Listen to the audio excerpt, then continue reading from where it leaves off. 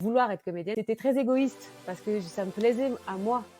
Et il m'a fallu du temps et des rencontres, me rendre compte que ça pouvait faire du bien aux gens.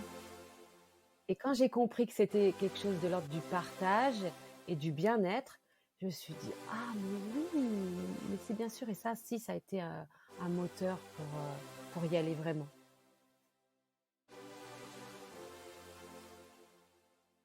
Bonjour et bienvenue sur Ose Story, le podcast vérité de ceux qui ont osé.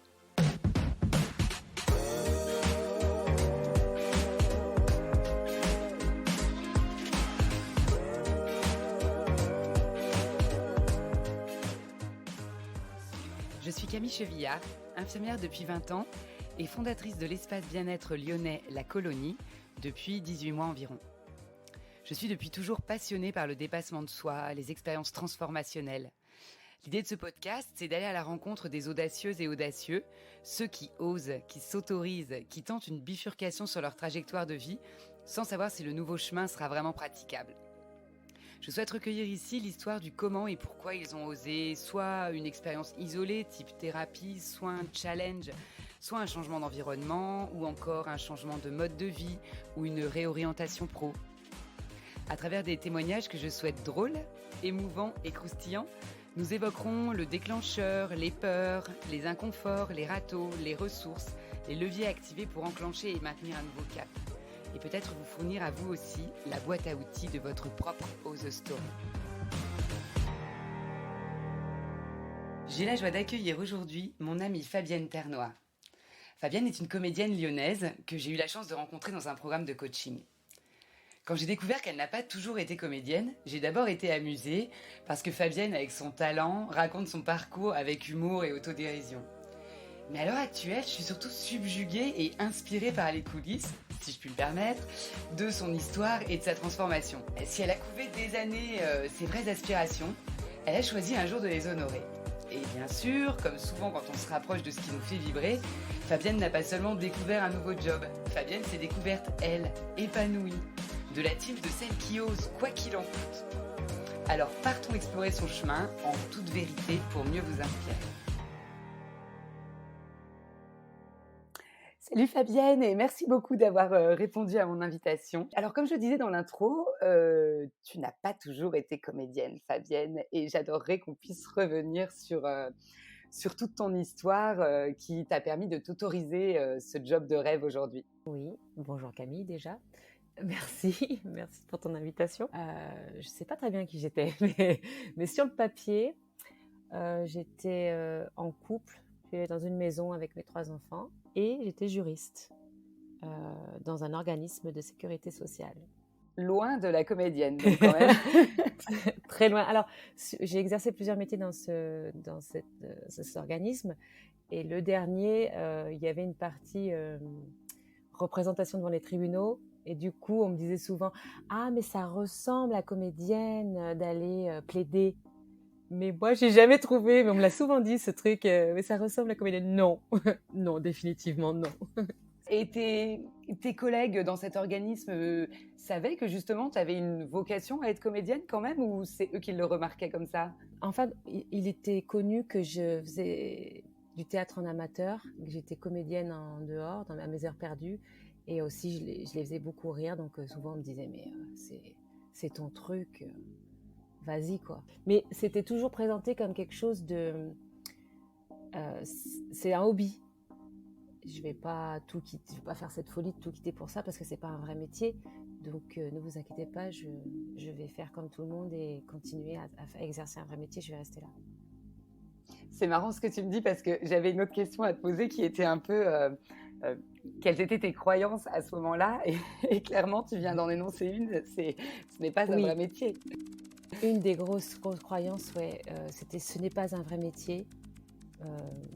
Et même s'il y en a qui arrivent, on ne peut pas en vivre. À un moment donné, j'ai essayé d'exercer les deux activités en espérant tout doucement que je pourrais quitter mon poste de juriste parce que j'aurais réussi ma carrière flamboyante de comédienne en mode j'ai gagné au loto quoi. Salut les copains, c'est fini pour moi la prison, je dégage. Et Et je me souviens que j'avais trouvé un bar qui m'avait programmé pour mon spectacle en entier. Et je n'ai jamais encaissé. Bah déjà, quand ils m'ont demandé combien coûtait mon spectacle, j'étais très en peine, j'étais très gênée. Je ne savais pas quoi dire.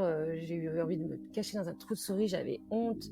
Je ne savais pas quoi dire. Combien coûtait mon spectacle? J'en avais aucune idée. Et quand j'ai enfin réussi à donner un chiffre, quand on m'a donné mon chèque à la fin de la soirée, je ne l'ai jamais encaissé. Ben, je l'ai gardé 1 an et après, le resto a fait faillite et du coup, j'ai jamais encaissé mon chèque. Donc, il y avait cette croyance, c'était que, bah, non, tu peux pas être payé pour ça. C'est pas possible. C'est trop beau pour être vrai.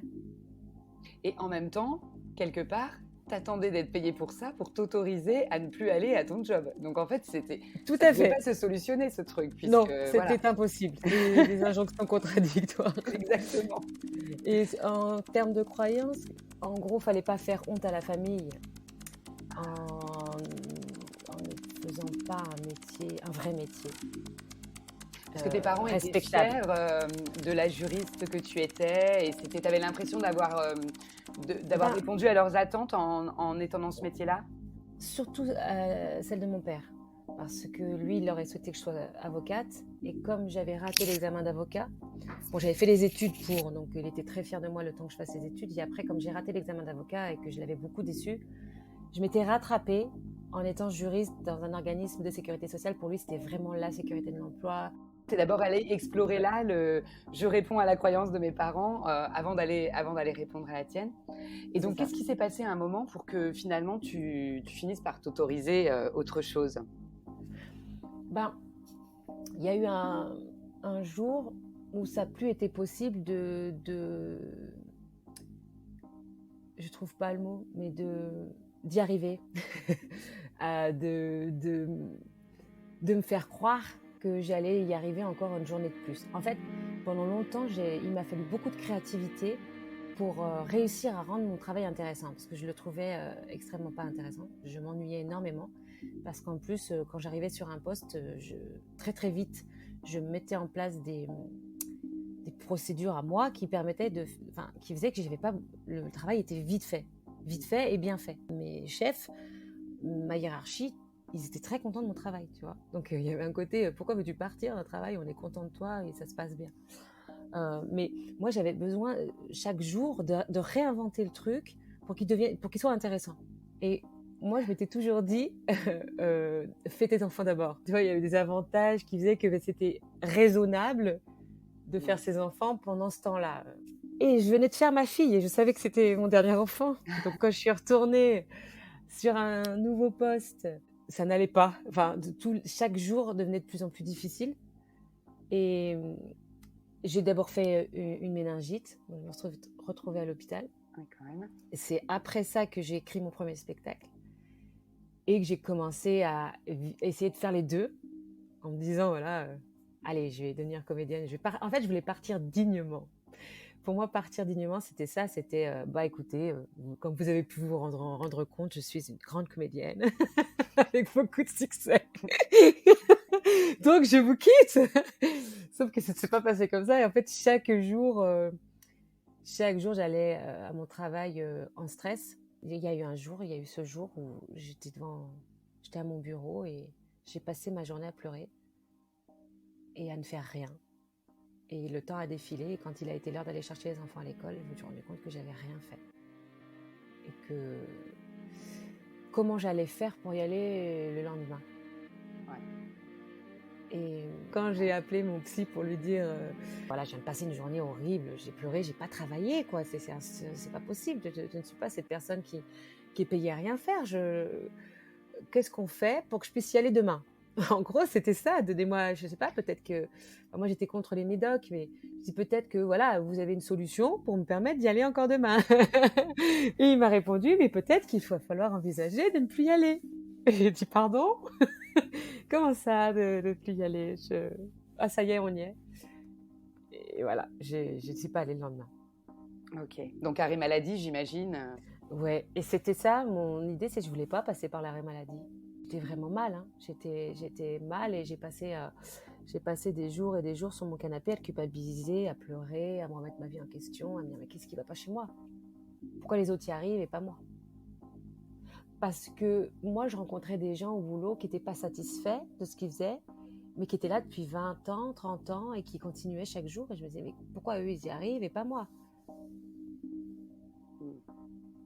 Et surtout qu'en plus, quand j'ai dit, à la fin, je leur disais, quand je rencontrais des gens, j'avais fait pas mal de services, donc je rencontrais pas mal de monde. Et le matin, on me disait, alors Fabienne, ça va? Et à la fin, je disais, bah non, ça va pas en fait. J'en ai marre de travailler là et je voudrais vraiment être comédienne. Et on me répondait, oh, mais comment tu vas vivre? De toute façon, c'était ta croyance. Donc oui, et je me disais, mais je leur disais, ben je sais pas. Donc me voilà encore pour une journée. Et du coup, une fois en arrêt maladie, est-ce que tu restes vraiment bloqué? Parce que bon, ça ressemble quand même à un burn-out, ce que tu vivais là. Donc, Ouais. est-ce qu'il y a eu vraiment un grand moment où tu ne faisais rien du tout? Ou est-ce que du coup, tu as quand même assez vite embrayé sur, bon, bah, si je veux être vraiment comédienne, qu'est-ce que je mets en place dans ma vie pour réaliser ce souhait intense et profond? Non, je n'ai pas pu tout de suite me dire non. Ah, déjà, moi, je faisais ma dépression, entre guillemets, je la faisais entre 8h30 et 17h, le temps que les enfants soient à l'école, parce que je n'étais pas soutenue par mon compagnon. Donc, du coup, voilà, je n'ai pas pu vraiment tout abandonner. Donc, bon, peut-être que quelque part, ça m'a maintenue aussi la tête hors de l'eau, tu vois. Ça m'a permis de rester dans ma réalité quand même. Mais c'était tellement dur. Enfin, il y avait une telle loyauté. Là, moi, j'avais l'impression de commettre une terrible infraction, voilà, de ne plus pouvoir aller à mon travail, donc d'être chez moi en arrêt. Et puis d'envisager d'être comédienne, c'était... Oh là là, pour moi, c'était vraiment c'était tellement désobéir fort aux injonctions paternelles, entre autres, que vraiment, ça a été très compliqué. Il m'a fallu 1 an, je pense, pour vraiment me dire, tiens, fais ton CV de comédienne, puisque tu as été comédienne amateur. Alors je me suis dit, tiens, en CV, entre guillemets, voilà, je vais noter tout ce que j'ai fait en tant que comédienne. Et puis je dis, ah bah quand même, il y a pas mal de choses finalement. Bah, qu'est-ce qui manque sur ce CV? Bah, il manque une formation de comédienne, puisque là, au bout du bout, il y a marqué formation de juriste, donc c'est pas possible. Donc il te faut une formation de comédienne. Et ça s'est ouvert comme ça, petit à petit. Et puis, par contre, quand j'ai commencé à regarder les formations, il y a eu un grand oh là là, mais qu'est-ce qui se passe? Parce que il y avait pas mal de formations où j'étais devenue trop vieille. J'avais dépassé l'âge. Mais en même temps, j'imagine qu'il n'y avait pas d'âge limite. Tu avais dépassé l'âge selon ta perception? Selon les formations, il y avait, on ne prend pas les gens au-dessus de 30 ans. Et moi, j'avais dépassé les 40. Donc je me disais, bah alors, c'est trop tard. Qu'est-ce qu'on est en train de me dire? On n'a plus le droit d'être comédienne passé 40 ans, qu'est-ce qui se passe? J'ai commencé à envoyer des petites choses à des organismes de formation qui avaient l'air de prendre tout le monde. Mais il fallait dépasser une autre étape, je pense, c'était que... ah oui, mais d'accord, mais ça va me coûter cher. Oui, il y a l'étape financement aussi. C'est ça. J'ai dit, mais alors d'accord. Est-ce que je peux voilà, faire ce pari sur mon avenir? Est-ce que je peux m'autoriser à me payer une formation de ce montant-là? Parce que moi, la première fois qu'on m'a dit le montant de la formation, bah, j'ai rigolé. J'ai dit, mais bien sûr. Avant même de me dire, bah, peut-être qu'ils prennent un financement en plusieurs mois. Non, avant même d'avoir tenté de voir s'il y avait des solutions pour que ça rentre dans le budget familial, j'ai d'abord rigolé en me disant, ça n'arrivera jamais. Et après, je me suis dit, bon, mais si tu t'offres pas ça, qui va le faire en fait? Si toi-même tu estimes que tu les vaux pas, ben alors on fait quoi? On retourne au boulot? Et là, non, surtout pas. Non, c'était un cauchemar. J'ai fait ce cauchemar souvent où j'y retournais et je me disais, non, t'as pas fait ça. Non, je me souviens que des cauchemars où j'étais retournée à mon boulot et je me cachais derrière la porte pour pas que les gens me voient et me disent, non, sauve-toi parce qu'ils t'ont pas encore vu, il est encore temps de partir. Ou tu vas te réveiller. Non, je me réveille pas. Je me suis fait ça. Ouais, je me disais, si j'y retourne, je me serais lâchée, je me serais abandonnée, je me serais trahie moi-même et ça, c'était plus possible, je l'avais fait trop longtemps. Ouais, ça aurait été dommage de pas aller au bout du projet juste pour le prix d'une formation, quoi. juste pour le prix d'une formation et par la peur de ne pas pouvoir vivre, nourrir les enfants et correspondre aussi à ce que mon compagnon attendait, quoi. Tant que c'était un rêve lointain, enfin, lui, ce qu'il voulait pas, c'est me voir mal au travail. Mais un jour, il a dit non. Non, mais moi, j'ai pas. Non, moi, j'ai pas. Je veux pas ça. Je veux pas d'une comédienne. Je veux pas que tu ailles par Mons et par Vaux. Je veux pas qu'un jour tu sois à Paris, un autre jour ailleurs. Je veux pas. Il a dit non.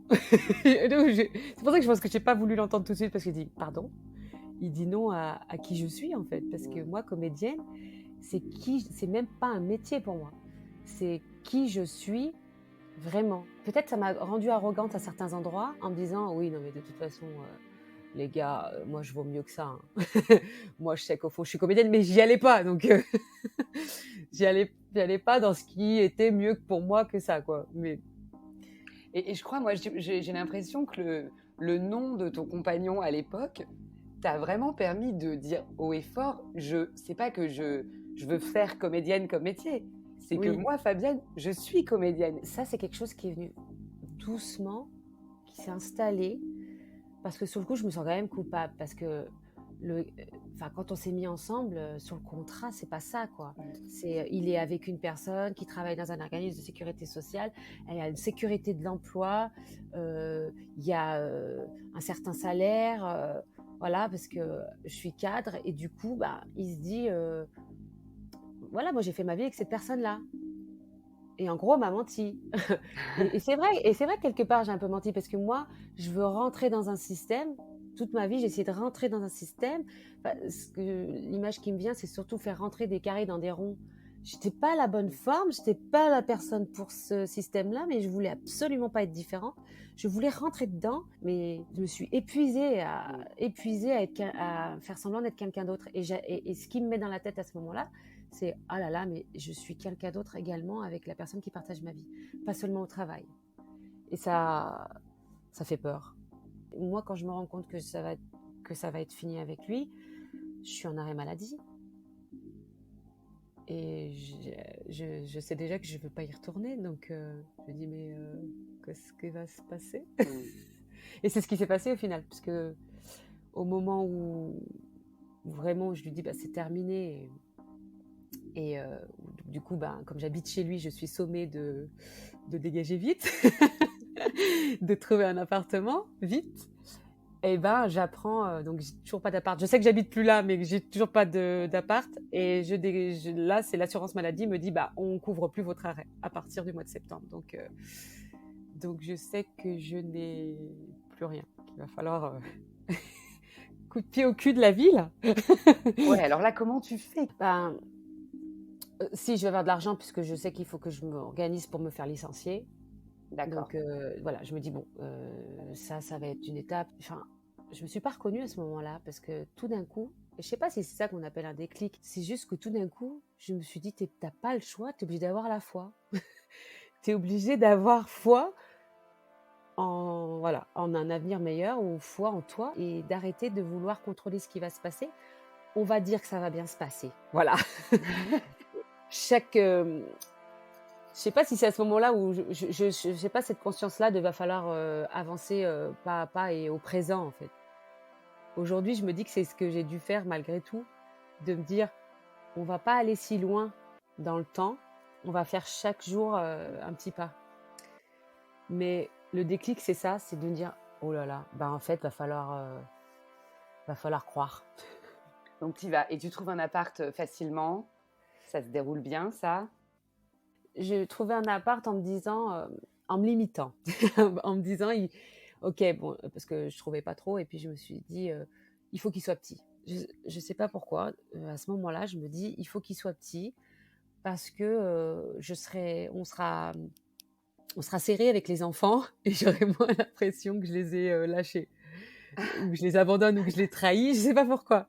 J'aurais moins l'impression de les lâcher si on est ce sentiment qu'on se serre les coudes, qu'on est ensemble. Quand je me suis dit, il faut qu'il soit petit, j'ai Là, j'ai fini par trouver et la chance était de mon côté parce que je sais pas, j'ai eu besoin de ça et d'ailleurs, quand on est arrivé dans cet appartement, bah, j'avais rien en fait. On avait des matelas par terre, je n'avais aucun mobilier, j'étais vraiment sans rien et ma fille, elle m'en parle souvent, elle aime beaucoup, ces premiers jours qu'on a passés en camping, matelas par terre, télé par terre, pas de table dans la cuisine, à faire du camping. C'est ses meilleurs moments pour elle. Voilà, où on dormait dans la même chambre, c'est, un petit côté, on redémarre à zéro, mais avec, de la foi que regarder, c'est bien quand des redémarrages, des fois, bah, c'est bien parce qu'on est obligé de se reconcentrer sur ce qui est important et le plus important, c'est qu'on est là les uns pour les autres et on s'aime très fort. Mais je trouve ça hyper inspirant et même sur d'autres parcours d'oser, je pense qu'il y a des tas de parents que ça peut inspirer. On pourrait des fois se dire que nos enfants vont vivre ça mal, ça va être un traumatisme pour eux et tout. Et finalement, ben voilà, des fois l'élément qui pourrait paraître le plus traumatisant représente pour eux un bon souvenir parce que Ouais. effectivement, en fait, ça correspond à l'amour qu'on y a mis sur le moment, à la foi qu'on y a mis aussi. Et c'est ça qui va rester dans le souvenir de l'enfant. Tu avais démarré l'école quand tu as déménagé déjà? Ouais, j'allais démarrer ma deuxième année d'école qui a été très, très difficile, ouais. Bah, ils nous l'annonçaient, hein, que la deuxième année était très difficile, souvent. Parce que, ben, c'est un métier où on travaille, tu peux pas tricher, en fait. C'est-à-dire que c'est un métier où ils nous disent que être comédien, c'est mentir vrai. Et donc, à un moment donné, il faut chercher ta vérité. Et si tu veux trouver ta vérité au plateau, comme on dit sur scène, quoi, il faut aller la trouver en toi et dans ta vie, en fait. Dans ta vie. Ça t'épargne pas. C'est pas un boulot que tu peux faire comme je faisais avant avec une distance. Parce que si tu mets une distance, tu le feras pas, tu le feras pas de la manière dont moi je veux le faire. Donc, moi, je voudrais le faire de manière honnête, juste et voilà, et mettre tout ce que je suis. Et il y a eu ce moment où, comme c'était difficile, on faisait des exercices qui nous ramenaient à des peurs ou des choses qui étaient très très anciennes. À un moment donné, je me suis dit, oh putain, t'as tout lâché pour un métier que tu veux peut-être pas exercer. Et puis peut-être qu'en plus, t'es même pas bonne là-dedans, t'es nulle. J'avais l'impression d'être nulle, de plus vouloir le faire. Et ouais, j'ai eu des moments où je me suis retrouvée calfeutrée à la maison, à plus vouloir aller en cours, en mode, oh là là, mais qu'est-ce que j'ai fait? Qu'est-ce que j'ai fait? Je vais retourner dans... Allez, cherche un autre boulot, tu vas recommencer du début. T'es accompagnée du coup pendant ces études de théâtre? Ouais, j'avais un suivi avant de quitter mon boulot et il a continué à me suivre un peu après aussi. Enfin, pendant, c'était important, ouais. Et puis aussi une formation de développement personnel.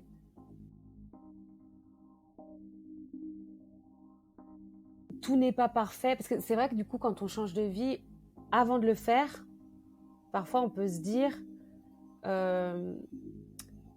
je vais déjà regarder comment font les autres, il doit certainement y avoir un chemin du changement et pas un autre.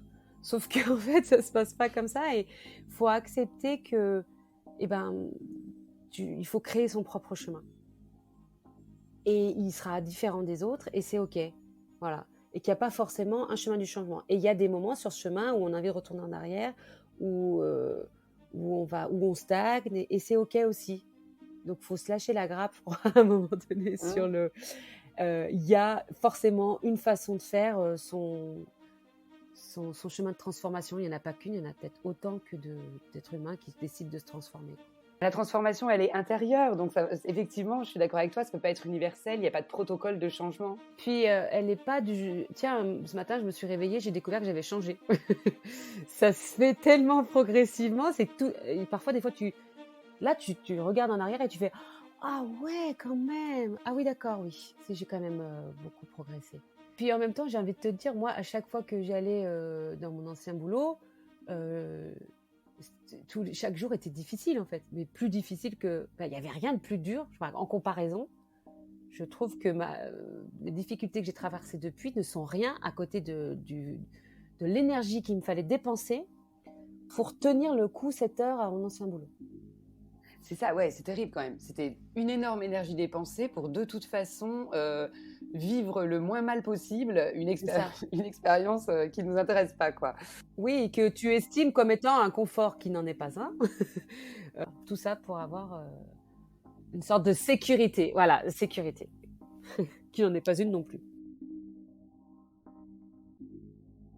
Et du coup, aujourd'hui, tu as l'impression dans ta vie que tu manques de sécurité, puisque c'est quelque chose qui aurait pu ne pas te faire réaliser tes aspirations profondes.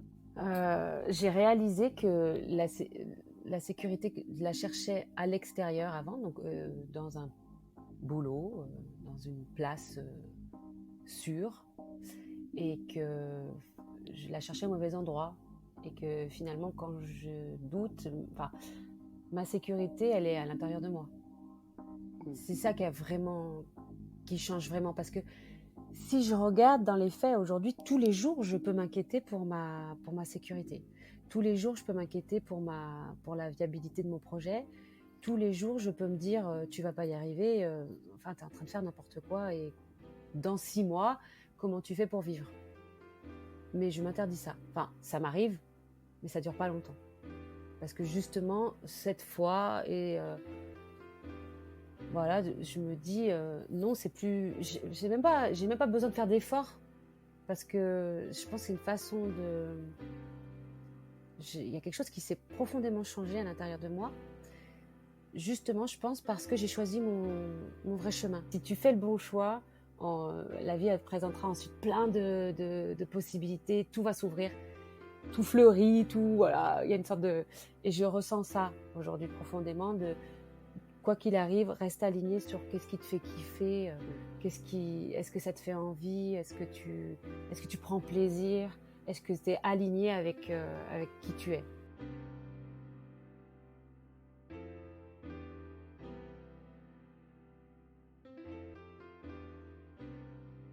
Qu'est-ce que tu as sur le feu en ce moment? Moi, je suis venue une fois te voir au théâtre, j'ai passé une super soirée. Je crois que cette pièce se joue encore, d'après ce que tu m'as Oui, dit. elle se joue tous les lundis soirs, donc ça s'appelle Bienvenue dans la coloc 2 et ça se joue tous les lundis à 20h30 au Complexe du Rire. Super petit théâtre, très sympa. En plus, j'en profite pour le Oui, dire au passage parce que on peut manger un morceau, boire un coup. Enfin voilà, c'est vraiment c'est une soirée sympa à s'organiser, quoi. voilà. Et en plus, cette année, je vais jouer le 31 décembre. Je suis très heureuse parce que c'est la seule chose que je puisse faire à 31 décembre qui me remplisse de joie. Donc, mais j'y jouerai pas au complexe, mais ça sera cette pièce-là. Et on joue. Alors, j'avais joué les bonnes pendant tout le festival d'Avignon, les bonnes de Jean Genet. Donc, c'est pas du tout le même registre, hein. C'est plus sérieux, plus classique, qui se joue du 6 au 10 décembre au théâtre de l'Uchronie. On m'a appelé pour jouer dans Tartuffe, donc du Molière. Ça se fera en 2023. Un petit spectacle perso? Alors oui, alors c'est très intéressant parce que mon petit spectacle perso, il se rappelle à moi très souvent, mais pour moi, c'est quelque chose qui se porte à deux. J'ai pas encore trouvé, donc je fais un appel à l'univers. Je vais le rencontrer. J'ai besoin de rencontrer cette personne pour refaire un peu de mise en scène, me dire là ça va pas, là ce sketch-là il est daté ou pas. Enfin, moi je rebondis pas tellement sur l'actualité. C'est un spectacle sur voilà sur c'est des personnages, hein, il y a beaucoup de mauvaises mères, il y a beaucoup enfin, ça s'appelle tous des grands malades, donc c'est tous ces gens qui ne sont pas enfermés et qui peuvent faire du mal avec des mots.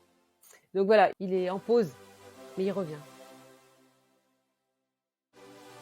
Tu m'avais partagé un petit exercice énergétique qui est pas mal pour garder la foi. Est-ce que tu es d'accord de nous le partager ici? Oui, bien sûr. Voilà comme je le fais, comme je l'ai entendu moi. On veut le faire à la Fabienne, ça tombe bien. Voilà, à la Fabienne. Donc on s'installe confortablement dans l'endroit de notre choix, tranquillement. Et donc on s'imagine à un arrêt de bus. Un arrêt de bus pour prendre le bus pour aller dans sa réalité désirée. Donc voilà, moi je m'imagine peut-être sur les marches de Cannes, enfin, dans ma réalité désirée. Donc pendant qu'on attend le bus, on rencontre une personne de cette réalité désirée. On discute avec elle et on lui demande où elle va. Donc moi, des fois, j'imagine une personne, par exemple, qui est maquilleuse sur des tournages, avec qui j'ai bossé, ou voilà, où est-ce qu'elle va, elle fera son travail. Donc c'est des gens avec qui j'ai envie c'est un univers que je souhaite côtoyer dans ma réalité désirée, dans mon potentiel. Et donc le bus arrive, on monte dedans, on s'installe dans le bus, on pense à notre destination et on compte de 10 en 10. Et toutes les dizaines, on fait des affirmations positives. J'aime bien, je suis l'enfant béni de l'univers, je suis aimée, je suis dans le partage, je contribue avec mon métier d'artiste, je contribue au monde, enfin des affirmations positives comme ça, moi ça m'appartient, on peut en trouver plein. Hein. De 10 en 10 jusqu'à 100. Et à 100, on arrive à destination. Je trouve que moi, quand je compte, chaque dizaine, je sens l'énergie monter en fait. Après cet exercice, je me sens en vibration haute pendant un long moment. Je l'aime beaucoup, je suis très contente que tu nous le redonnes ici. Tant mieux, mais si je peux diffuser cette chose qui fait du bien aux gens. Mais oui, voilà, Fabienne, comédienne et coach. À partir du moment où j'ai le sentiment de faire du bien aux gens, tout va bien. Vouloir être comédienne, c'était très égoïste parce que ça me plaisait à moi. Et il m'a fallu du temps et des rencontres, me rendre compte que ça pouvait faire du bien aux gens. Et quand j'ai compris que c'était quelque chose de l'ordre du partage et du bien-être, je me suis dit « Ah, mais oui, mais c'est bien sûr. » Et ça a été un moteur pour y aller vraiment. Mais oui, en quelque sorte, ton choix, ton oui audacieux avait trouvé sa contribution et n'était plus quelque chose de personnel, mais quelque chose de plus grand que toi qui pouvait servir à d'autres. Et voilà, merci pour cette dernière clé qui est vraiment super puissante à mon sens. Merci à toi. N'hésitez pas à vous abonner pour être informé de la sortie des prochains épisodes et en savoir plus sur mes invités. Vous pouvez aussi me contacter et me faire vos retours à l'adresse camille@lacolonie.net et sinon directement sur les réseaux, Facebook, YouTube. Vous avez toutes les infos en dessous du podcast. Merci à vous.